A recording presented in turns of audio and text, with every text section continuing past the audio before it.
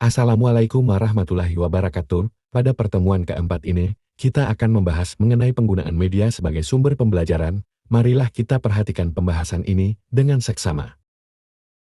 Pengertian media menurut para ahli, Saturn Heinrich, Molenda, dan Russell. Menurut mereka media sebagai sarana komunikasi dalam bentuk fisik yang membantu menyampaikan pesan. 2. Gerlach dan Ellie, media digunakan untuk menyalurkan pesan atau informasi. 3. Sadiman, Arif S. Media digunakan untuk menyampaikan pesan dari pengirim ke penerima, mampu merangsang pikiran, perasaan, perhatian, dan minat siswa untuk belajar. ICT Association for Educational Communications and Technology, media sebagai sarana atau alat komunikasi yang dapat digunakan untuk proses pembelajaran, berupa teknologi untuk distribusi informasi. 4. BOVE, media merupakan alat untuk menyampaikan pesan dari pengirim ke penerima untuk mencapai tujuan komunikasi yang efektif. 5. Pequain, media merupakan alat komunikasi massa untuk menyampaikan informasi dan hiburan secara luas, seperti penyebaran kebudayaan dan nilai-nilai sosial dalam masyarakat.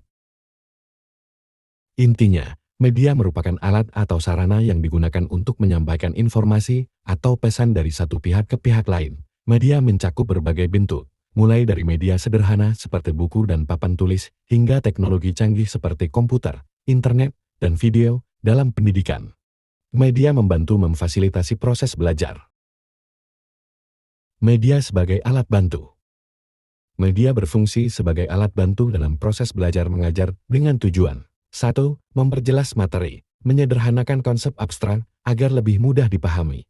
2. Meningkatkan minat, membuat materi lebih menarik, sehingga memotivasi siswa untuk lebih terlibat dalam pembelajaran. 3. Memperluas cakupan materi, sehingga informasi yang banyak dapat disampaikan dengan cara yang lebih singkat dan ringkas. Maksud media sebagai alat bantu adalah 1. Mempermudah pemahaman dengan bantuan visualisasi audio atau simulasi. 2. Meningkatkan daya tarik dan interaktif sehingga siswa lebih termotivasi untuk belajar. 3. Memperjelas informasi dengan lebih terstruktur, jelas, dan mudah dicerna. 4. Mengatasi keterbatasan, ruang, waktu, dan kemampuan indera manusia, seperti memperlihatkan hal-hal yang tidak bisa dilihat secara langsung menggunakan mikroskop atau simulasi fenomena alam. Tujuan media sebagai alat bantu yaitu 1. Meningkatkan efektivitas pembelajaran atau komunikasi, sehingga mencapai tujuan pendidikan atau komunikasi yang diinginkan. 2. Mempermudah proses interaksi untuk mengajak partisipasi aktif. 3. Mengoptimalkan hasil pembelajaran menjadi lebih menyenangkan dan mudah diingat sehingga membantu siswa untuk mencapai hasil belajar yang lebih baik. 4. Menstimulasi minat dan rasa ingin tahu sehingga mendorong partisipasi aktif siswa. Media sebagai sumber belajar. Media tidak hanya sebagai alat bantu, tetapi juga sebagai sumber belajar yang memungkinkan siswa belajar secara mandiri. Media sebagai sumber belajar adalah segala bentuk alat, bahan, atau sarana yang digunakan untuk mendukung proses belajar dengan memberikan informasi, wawasan, dan pemahaman kepada pembelajar. Menurut Arsyad, media sebagai sumber belajar memberikan akses langsung kepada siswa untuk mengeksplorasi pengetahuan di luar kelas melalui 1. Media cetak, berupa buku, majalah, artikel, jurnal, dan modul yang menyediakan materi dalam bentuk teks dan gambar. 2. Media visual, berupa papan tulis, gambar, diagram, infografis, dan poster yang memvisualisasikan informasi. 3. Media audio, berupa radio, podcast, dan rekaman suara yang memberikan informasi melalui audio. 4.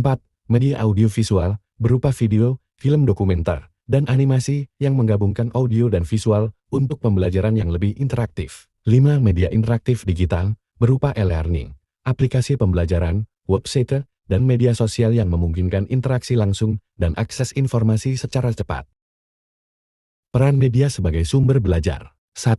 Meningkatkan pemahaman. Media membantu mempermudah pemahaman konsep yang sulit melalui visualisasi atau ilustrasi. 2. Memperluas akses informasi. Sumber belajar digital memungkinkan siswa mengakses informasi kapan saja dan di mana saja, menjadikan proses belajar lebih fleksibel. 3. Mengakomodasi gaya belajar beragam. Media menyediakan berbagai format visual, audio, interaktif yang sesuai dengan gaya belajar masing-masing individu. 4. Mengembangkan kemandirian belajar. Dengan akses ke berbagai sumber, siswa dapat belajar secara mandiri dan mengeksplorasi topik sesuai minat mereka. Manfaat media sebagai sumber belajar. 1. Meningkatkan minat dan motivasi belajar siswa. 2. Mendorong kreativitas dan inovasi siswa. 3. Memperkaya pengalaman belajar siswa. 4. Mengembangkan kemampuan berpikir kritis siswa.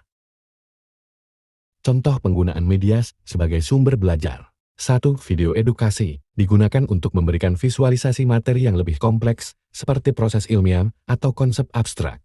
2. E-learning platforms, seperti Google Classroom atau Edmodo, yang menyediakan materi, kuis, dan diskusi yang memperkaya pembelajaran jarak jauh. 3. Aplikasi interaktif, aplikasi seperti Duolingo untuk bahasa, atau Han Academy untuk mata pelajaran lainnya, yang memungkinkan pembelajaran secara mandiri. 4. Library digital dan e-books. Sumber belajar ini memudahkan akses ke buku, artikel, dan jurnal yang relevan. Kelebihan media sebagai sumber belajar. 1. Menyediakan beragam format informasi. 2. Aksesibilitas tinggi khususnya media digital. 3. Fleksibilitas dalam waktu dan tempat belajar.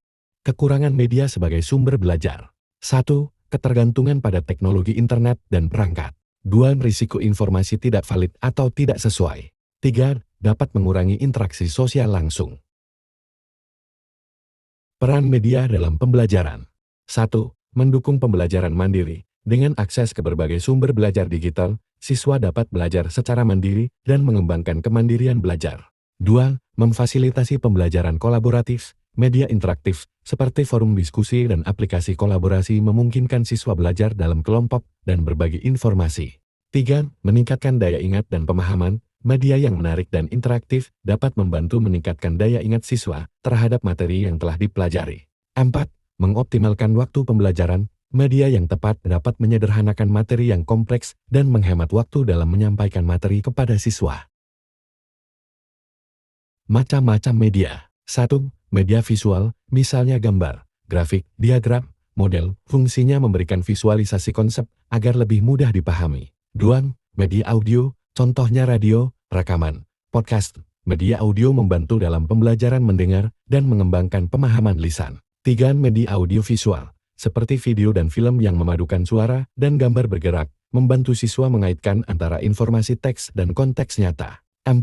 Media interaktif, seperti komputer, internet, dan aplikasi yang memungkinkan interaksi antara pengguna dan konten, misalnya melalui e-learning dan simulasi. 5. Media cetak, seperti buku pelajaran, modul, majalah ilmiah, sebagai sumber belajar utama dalam kegiatan belajar mandiri. 6. Media interaktif memungkinkan interaksi antara siswa dengan materi secara langsung, serta mengakomodasi berbagai gaya belajar. Beberapa penelitian yang mengkaji efektivitas penggunaan media pembelajaran. 1. Penelitian Mayer tentang multimedia learning.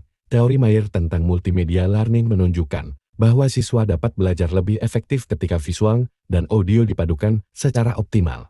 2. Penelitian Smaldino, Lauter, dan Russell tahun 2012 dalam buku mereka mengkaji berbagai jenis media mendukung gaya belajar yang berbeda dan integrasi media digital interaktif mendukung pembelajaran kolaboratif.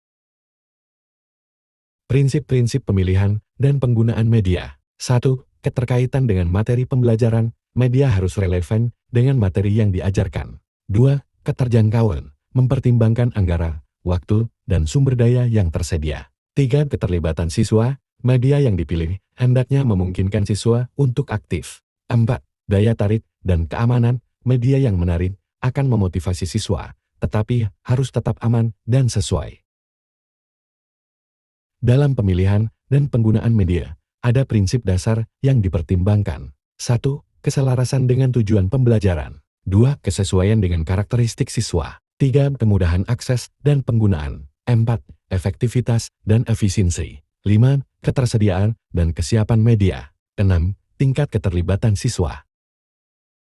Dasar pertimbangan pemilihan dan penggunaan media. 1. Tujuan dan materi pembelajaran. 2. Gaya belajar siswa. 3. Keterampilan teknologi guru dan siswa. 4. Ketersediaan sumber daya.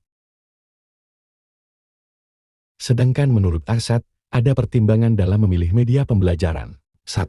Tujuan pembelajaran. 2. Karakteristik siswa. 3. Materi pembelajaran. 4. Situasi dan kondisi pembelajaran. Intinya, pemilihan media pembelajaran yang tepat sangat penting untuk menunjang proses belajar, mengajar, agar lebih efektif dan sesuai dengan tujuan pembelajaran. Pengembangan dan pemanfaatan media sumber belajar.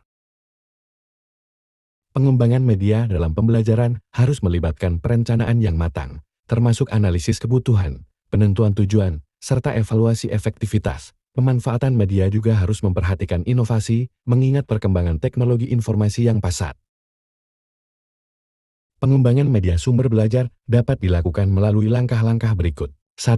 Analisis kebutuhan. Mengidentifikasi kebutuhan siswa dan kesesuaian media dengan tujuan pembelajaran. 2. Perencanaan. Menentukan media yang sesuai dengan kebutuhan. Penentuan tujuan pembelajaran, konsep desain, bahan yang digunakan, serta estimasi waktu dan biaya. 3. Desain media, termasuk membuat sketsa, menyusun narasi, dan menyusun alur pembelajaran yang akan ditampilkan dalam media. 4. Produksi media, misalnya produksi video, cetak modul, atau pembuatan aplikasi interaktif. 5. Evaluasi dan uji coba, untuk mengidentifikasi kekurangan dan melakukan revisi. 6. Implementasi dan pemanfaatan, menerapkan media dalam proses pembelajaran, serta memastikan bahwa media mendukung keterlibatan aktif siswa dan pencapaian tujuan pembelajaran. Efektivitas media pembelajaran dapat diukur berdasarkan 1. Peningkatan pemahaman. Seberapa jauh media membantu siswa memahami materi secara mendalam. 2. Keterlibatan siswa, tingkat partisipasi dan minat siswa saat menggunakan media. 3. Peningkatan hasil belajar. Media yang efektif akan berdampak pada hasil belajar siswa yang dapat diukur melalui evaluasi. 4. Feedback dari siswa. Umpan balik dari siswa penting untuk mengevaluasi kepuasan dan manfaat media yang digunakan. Sekian penjelasannya yang dapat disampaikan. Semoga dapat diterima oleh Ananda sekalian. Terima kasih.